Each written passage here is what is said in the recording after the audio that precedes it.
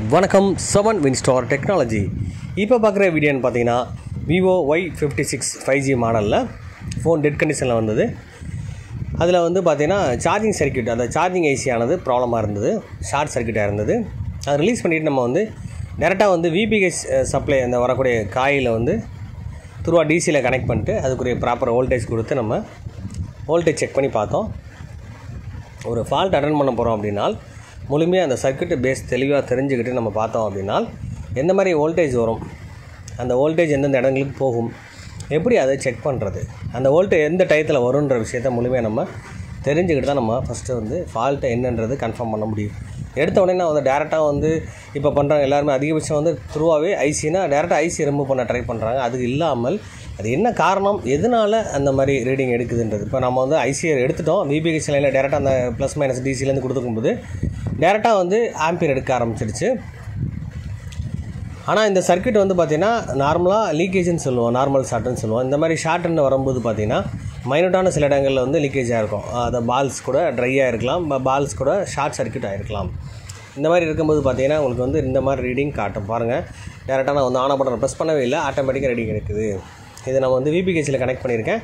இப்போது இந்த reading concept வச்சு நம்ம வந்து வோல்டேஜ் வருதான்றது செக் பண்ணி பார்க்க போகிறோம்.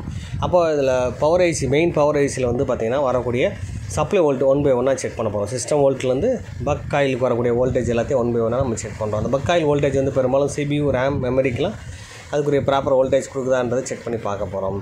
அப்போது பவர் ஐசியில் மெயினாக வரக்கூடிய இந்த சப்ளை ஃபுல்லாக வந்து பெரும்பாலும் மெமரி, அதாவது CPUக்கு தான் நிறைய சப்ளை கொடுக்கும். மற்றபடி LDO சப்ளை வந்து பார்த்திங்கன்னா பவர் சப்ளை இந்த ஆப்போசிட் வரும்போது மெமரிக்கும் சப்ளை போகும்.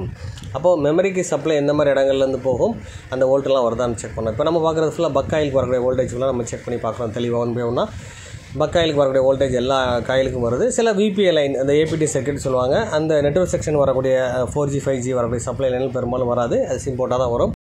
அதே மாதிரி இப்போ ஒரு 5G ஃபோனில் வந்து பார்த்திங்கன்னா பவர் சப்ளை கிட்டத்தட்ட 3-4 பவர் சப்ளை கொடுத்துருப்பாங்க. அதுக்கு தனித்தனி செக்ஷனாக பிரித்து கொடுத்துருப்பாங்க. அந்த செக்ஷனில் வரக்கூடிய வோல்டேஜும் தெளிவாக நம்ம செக் பண்ணி பார்க்கணும்.